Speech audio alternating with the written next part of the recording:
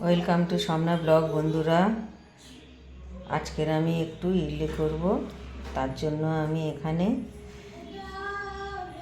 বিউলির ডাল, বাসি ভাত আর এই যে চিড়ে নিয়েছি, এটা ভিজিয়ে দেবো, আর আলু চাল নিয়েছি, ভিজিয়ে দিয়ে রেখেছি।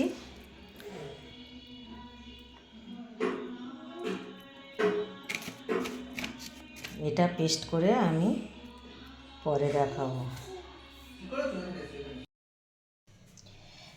আমি চালটাকে এবার বেটে নিয়েছি, নিয়ে এতে একটু খাবার সোঁটা দিয়েছি।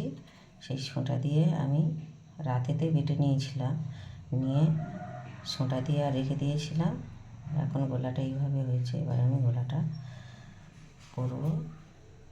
এই যে ইডলির ছাঁচ,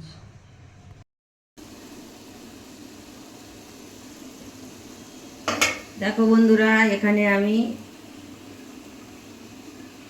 হয়ে গেছে।